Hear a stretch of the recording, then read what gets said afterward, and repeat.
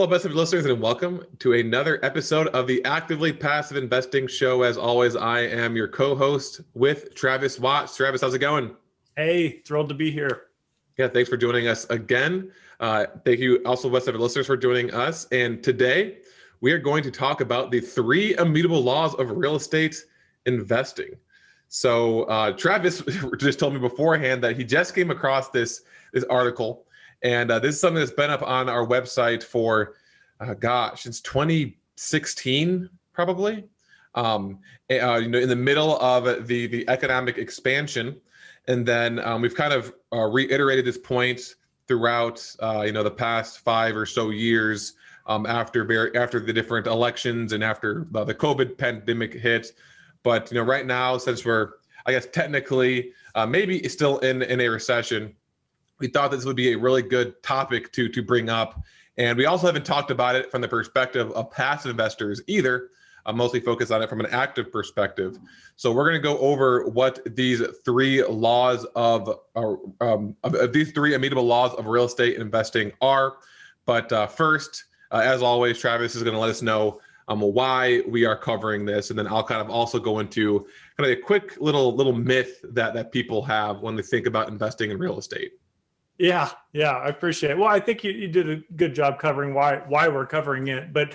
And yeah, that's my confession is this has been out there for years and years. And I've read so many of the blogs and of course the books. I'm sure I've skimmed across this, but it really just sunk in for some reason this week. I came across it written years ago and I thought, this is really a foundational concept that everybody needs to be aware of, active or passive, really. But yeah, I was looking at it through the lens of being a passive investor. Really want to share and reiterate, even if you're listening today and you've heard this before in some other fashion, we're going to dive a little bit deeper into it. I want to depict and share a few stories of how this has been true for me and my own experience. If I'm not mistaken, Theo, maybe you know better than I, but I believe this is really comprised of Joe, interviewing thousands of different investors and kind of putting together the most successful, 3 points basically to investing in real estate. So, for any regard, these are things I've followed myself, is things I firmly believe in. And they're just laws or rules to follow, if you will. Good for both sides of the coin. So that's it. What's the myth that you want to cover? Yeah. So, from the perspective of the active syndicator, right? The whole entire their goal is their ultimate goal, right? The underlying goal. One goal is obviously to make money for you, but the overall goal is at all times is to not lose your money, right? At the very least, to conserve that initial capital. Or if something happens to the deal or to the market, at the very least, you'll still get your equity back, right? That's kind of like, the number one rule of investing. I think that's like Warren Buffett's number one rule for investing is capital preservation, right? And so in order to do that, the syndicators focus on the different areas of risk, right? The different things that could happen to the investment that would result in you losing your money. And so in apartment syndications, right, the 3 main risk points are going to be the business plan, the market, and then the team, right? And so the team could mess up and lose your money. It could be a bad market and you could lose your money, or they could, the business plan, it could be the wrong business plan, or the business plan fails and you can lose your money. And so the focus is to be on, well, what are they doing in order to minimize risks in those 3 areas? Now, when it comes to the market, that is probably the least risky point. Market, I mean the actual location, because you can make money investing in any market, right? I mean, people have invested in, New York or, in the middle of nowhere in Iowa and have made money investing in real estate, as long as it obviously has some of the right metrics. And Travis and I have talked about this in the show before, how to evaluate the GP's market. So I'm not going to focus on that one as much. And then obviously there's the team, investing with the right GP. We also talked about that. And the other one is going to be the business plan, right? And so why is it that, one apartment syndication deal can do really well in the exact same market, following the exact same business plan, maybe by the exact same team, another one doesn't do very well? And it comes down to, as Travis said, these 3 points are going to go over. And so these 3 points are things that Joe has learned from his experience and from interviewing people, that allow people to be successful regardless of where they invest, regardless of what they invest in, or if they didn't do well, here are the things that they realize that they should have done differently. And so at the end of the day, this idea, going back to the myth of it's all about the location, right? It's all about investing in their perfect market. It's helpful, it's beneficial, but at the end of the day, right, any operator following any business plan is not going to be successful just because they invest in some market that the rents are supposed to grow by 10%, right? There's other factors involved. And the one we're going to focus on today is going to be the actual business plan. Yeah, Theo, I think I've shared that story before on our show where I was an LP in a deal with a syndicator early on. Bought a really good deal, good price, good market, et cetera. But unfortunately, this particular operator couldn't execute their business plan, made a lot of mistakes in regard to that. And it was just one of those situations where, yeah, the market definitely helped us out, helped boost the rents, helped kind of boost the equity, but it really was to no avail of the operator. And so we exited early. It was kind of an unfortunate situation, but yeah, markets are important. Location was important, but at the end of the day, none of us got our projected returns or what we hoped to get out of that deal. So great points.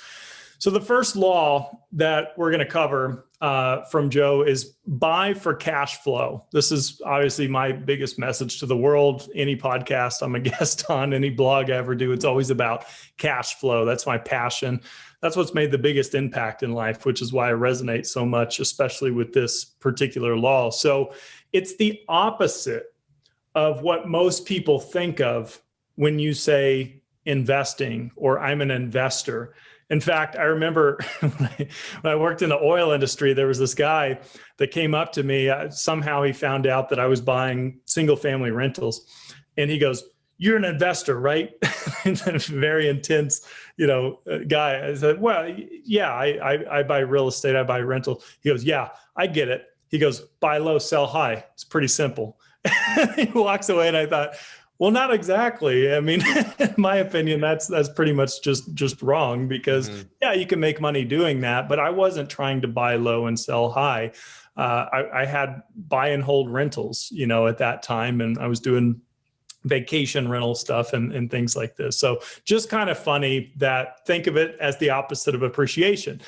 Natural appreciation is going to come from like that story I just shared with that LP deal where, people are moving to an area, inflation is happening, growing, expanding, employment, wages. That's going to lift values naturally, but that's pretty risky because mostly that's out of our control, right? We can't really control what the Fed's going to do, what interest rates are going to do.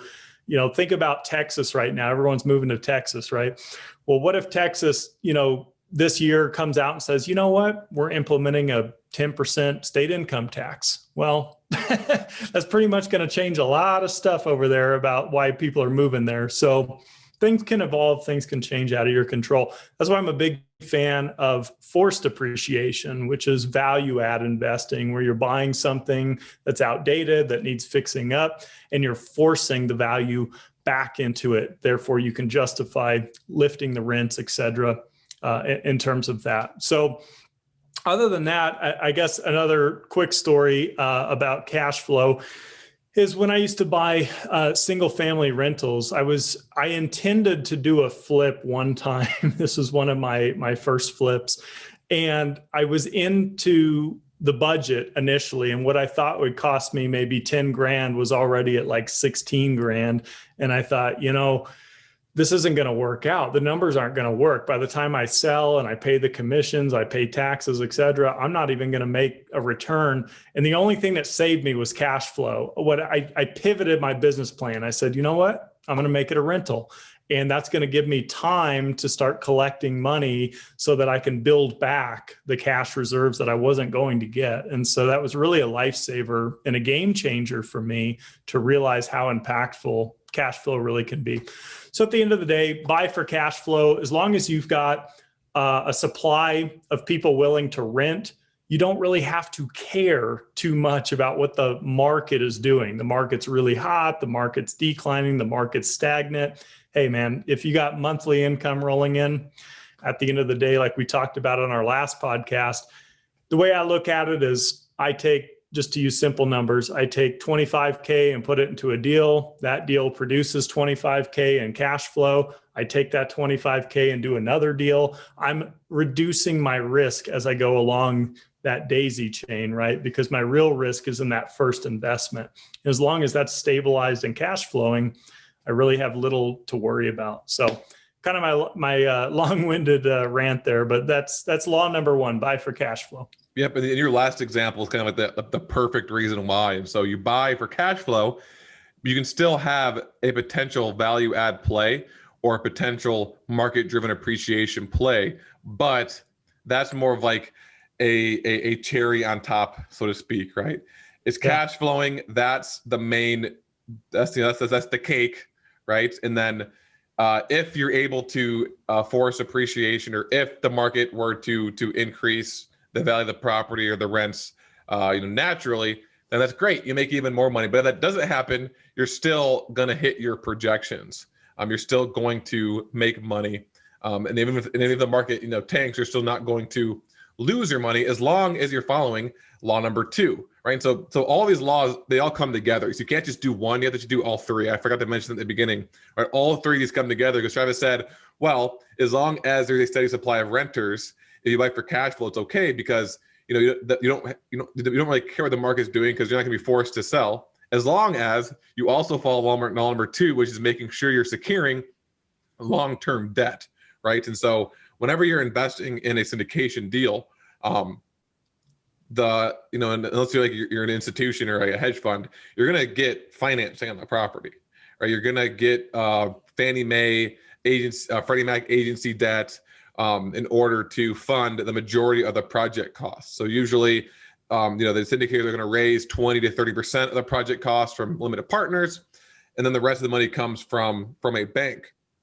Now, the law here is to secure debt that is at least twice as long as the business plan, right? And so let's take a value add business plan as an example, right? Let's say the plan is to renovate 100% of the interiors over a 24-month period and increase the rents by $100 per unit.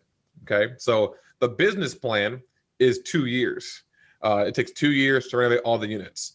So when the syndicators are going out there securing debt, they've got a couple of options, right? Well, one option is they could just find a 2-year bridge loan that's going to include all those renovation costs, which allows them to to raise less money. But the problem is well, what happens if they aren't able to complete the renovations in 2 years? What happens if they complete the renovations but they overestimated their rental premiums? What happens if let's say like a pandemic hits or something, 2 years in, and they are unable to hit those rental premiums, right? Well, if they secured a 2-year bridge loan, then they have no choice but to sell or refinance. And if they can't refinance into refinance into an agency loan because the deal isn't stabilized, and they can't refinance into a bridge loan because what happened with the COVID pandemic, bridge lenders stopped lending. Well, then they have to sell. And they can't find a seller. They're going to sell for a loss, where you're not going to get all your money back, or they're going to be foreclosed on. You're not going to get any of your money back, right? And so, in order to avoid all of those potential situations, the law is to secure debt that's twice as long as whenever the plan is to do any sort of like refinance or sell or something. And so, in that example, they secure a loan that's at least 4 years. So that if something happens in year 1 or year 2 and they don't hit their projections, then they can just wait, right? They can keep collecting the cash flow that they're making, make payments, partial payments or no payments, but not be forced to do anything with the property or the loan. As I said, refinance into, be forced to refinance, but they can't, and sell or get foreclosed on. And so at least 2 years is ideal. And some syndicators you'll see that they'll have, a 5-year loan or a 7-year loan or a 10-year loan or a 12-year loan or even a 30-year loan, right? But if you're investing in, and then the other option would be a bridge loan, right? Well, maybe they have to get a bridge loan for some reason. Well, if that's the case, then they need to have the ability to extend that loan out to, again, that 2x period. And so traditionally, bridge loans are about 3 years, but you can get 1-year extensions, multiple 1-year extensions. And so ideally, they have a 3-1-1. So 3 with the ability to have 2 1-year extensions. They hit that 5-year mark. That's 2 times the business plan. Exactly. And what we're really talking about, Theo, in all of this, I'm just zooming out as you were speaking. I'm thinking all this really is reducing risk and being conservative, and that's the foundation to me anyway of investing. I mean, like you pointed out, Warren Buffett's first rule, don't lose money. Well, yeah, it makes sense, right? It's pretty obvious. Who wants to lose money? So all of this is helping folks, active or passive, not lose money. That's all we're really talking about. And so to that point, law number 3 is have adequate cash reserves. Sometimes I like to draw parallels either to, stocks or the stock market. In this case, what I think about is just personal finance. You hear all the time from the Dave Ramsey's of the world or the Susie Ormans or whatever, have 6 to 12 months of cash reserves on hand in case you lose your job, et cetera. So you don't have to lose your house or not make your mortgage or rent and these types of things. Same concept here. When you're underwriting and you're buying a property, I don't care if we're talking about single family, multifamily, have cash reserves on hand. To cover the unexpected expenses, which are going to happen. I just used that example of my fix and flip earlier, where I budgeted 10, but it took 16. Well, fortunately, I had the extra 6 sitting around because I thought, yeah, that's a possibility. I'm going to need some extra cash for something. I did. What if I hadn't had it? I could have been in a really bad situation. So when you can't cover your unexpected expenses, speaking to syndications, the theme of our show, you're either going to have to do a capital call, which is collecting more money from your investors. That's never a good thing. First of all, you don't want that on your track record as a GP. Second, what investor wants to have to fork up money unexpectedly for a deal that they shouldn't have had to do that for, right? That's not a good thing. Or if you don't do that, you might have to your point earlier, sell that property at a loss. No one wants that either. You don't want that on your track record, and LPs certainly don't want that. Or you may have to just give the property back to the bank, whether that's in a short sale, a foreclosure, whatever. It's not going to be good. These are not good options, right? And so what saves you? Having adequate cash reserves. So let's get specific with it. I think Joe points out a couple things. He says, and maybe this has changed because this is a 2016 article. I don't know if he's got a different view on it, but still the concept remains the same. Have $250 per unit in cash reserves per year. Okay, so that's one thing. Additionally, you might want to have an upfront operating account of 1 to 5% of what the purchase price is. So, none of these things have to be exact. You might have a different take, a different opinion, a different percentage, a different dollar amount. Fact is, have adequate cash reserves. Don't think optimistically, best case scenario, we shouldn't have things pop up. There's not going to be a kitchen fire. We probably aren't in a flood zone, so that won't happen. Tornadoes never come through this area. Just expect that all of that is going to happen and have adequate reserves to cover it. And I'll share with you one other story. I was actually in a syndication deal that we had to do a capital call, unfortunately, for all of these reasons that we're talking about. And it was unfortunate. It ended up being, I think it was 10% of what we had originally put in. So, you think, okay, I put in $100,000 or whatever. I don't know what I put into that deal. I can't remember, but let's just say for simplicity, that's what I did. So all of a sudden you get this email or this phone call. We need you to put up $10,000, like ASAP. Can you do it this week? That's never a good call. Even if you have the $10,000, that's not what I wanted to do with it. Maybe I had other plans for that money. So it does happen, it really does. So something to think about, and pretty simple in concept, adequate cash reserves, pretty self-explanatory.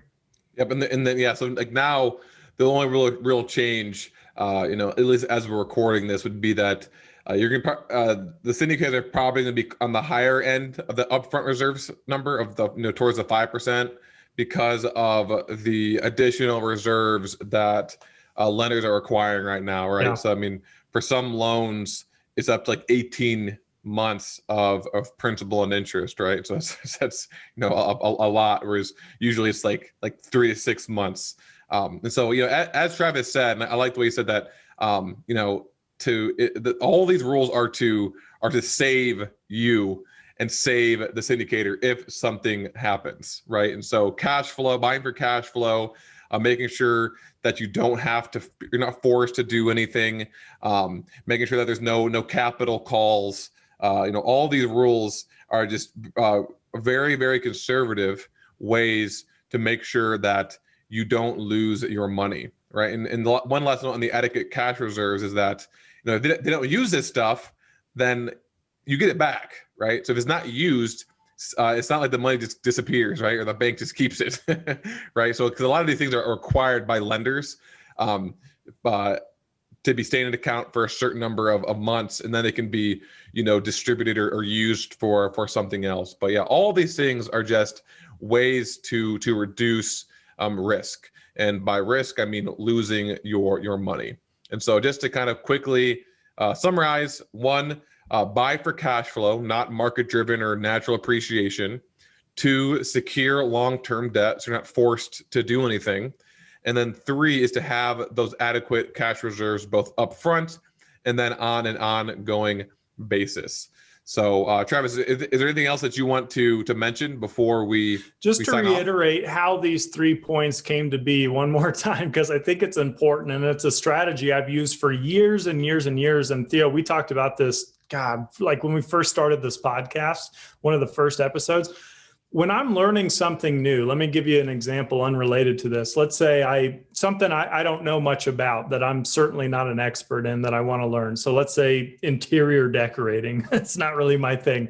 So if I were to want to know what to do with the house or a room or something, what I would do is I would hire not one person and get one opinion. I'd probably hire 3 people and get 3 opinions. And I would do my own homework and due diligence and whatnot. I would end up with maybe, let's say, 10 different ideas. And then I would find the commonalities. So let's say out of 10 different opinions on a living room, 7 people said, you really ought to paint this wall a lighter color, maybe a neutral gray or something.